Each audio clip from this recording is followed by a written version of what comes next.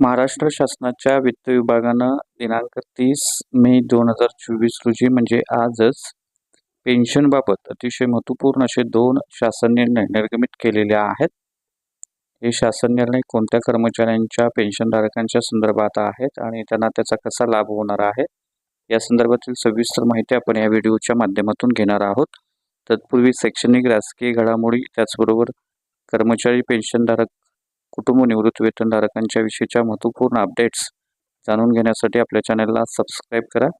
समोरील बेल आयकॉनला सुद्धा क्लिक करा जेणेकरून महत्त्वपूर्ण अपडेट्स महत्त्वपूर्ण बातम्या आपल्याला आपल्या यूट्यूब चॅनलवरती पाहावयास मिळतील. नवनवीन व्हिडिओचं नोटिफिकेशन आपल्याला नियमित मिळत राहील.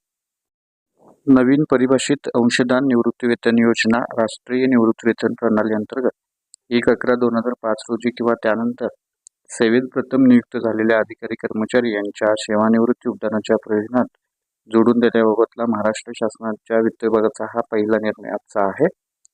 याच्यामध्ये असं नमूद केलेलं आहे की दिनांक 1/11/2005 रोजी किंवा त्यानंतर शासन सेवेत प्रथम नियुक्त झालेल्या शासकीय कर्मचाऱ्यांची त्याच किंवा अन्य विभागामध्ये कार्यालयामध्ये नवीन पदावर नियुक्ती करण्यात आल्यास अशा प्रकरणी अटींची पूर्तता झाल्यास सेवानिवृत्ती मृत्यू योगदान यासाठी अर्हताधारी सेवेची परिगणना करण्याकरता संबंधित शासकीय कर्मचाऱ्यास पूर्वीची सेवा सध्याच्या पदास जोडून देण्याबाबत परवानगी देण्यासंदर्भातला हा महत्त्वपूर्ण शासन निर्णय आहे.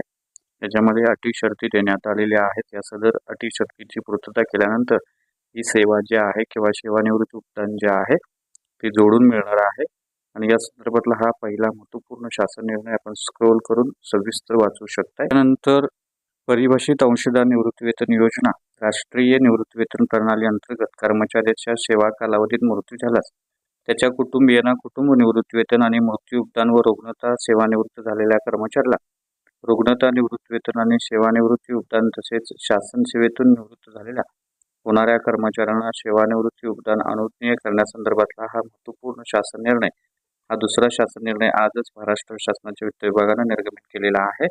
याच्यामध्ये सुरुवातीला जो 2023 मध्ये शासन निर्णय या संदर्भात झालेला आहे त्याच्यामध्ये सुधारणा करण्यात आलेल्या आहेत आणि याच्यामध्ये आहरण व संवितरण अधिकारी यांनी संबंधित कर्मचाऱ्यांच्या प्राण खात्यामध्ये मृत्यूसमयी जमा असलेली संचित रक्कम परत मागविण्यासाठी निवृत्ती वेतन निधी नियामक व विकास प्राधिकरण मधील विनियम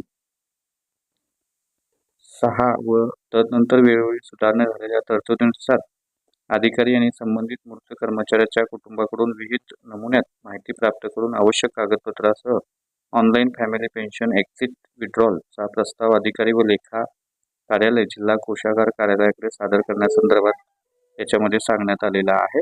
आणि परवाच या संदर्भात जो ऑनलाईन पेन्शन संदर्भातला जो शासन निर्णय निर्गमित झालेला आहे या अनुषंगानं प्रस्तावाच्या आधारे अधिदान व लेखा कार्यालय जिल्हा कोषागार कार्यालय यांनी केंद्रीय अभिलेख देखभाल अभिकरण CRA प्रोटीन प्रणालीवर मृत कर्मचाऱ्याच्या प्राण खात्यामध्ये जमा असलेली एकूण संचित रक्कम परत मागवावी आणि मृत कर्मचाऱ्यांच्या प्राण खात्यातील संचित रकमेतील कर्मचाऱ्यांचा अंशदान व त्यावरील जमा लाभाची रक्कम आणि शासनाचा अंशदान त्यावरील जमा लाभाची रक्कम जी आहे त्याची स्वतंत्र परिगणना जी आहे ती CRA प्रोटीन यांच्याकडून करून घ्यावी. निश्चितच पेन्शन संदर्भातले हे महत्त्वपूर्ण असे 2 शासन निर्णय आपण सविस्तर स्क्रोल करून वाचू शकताय.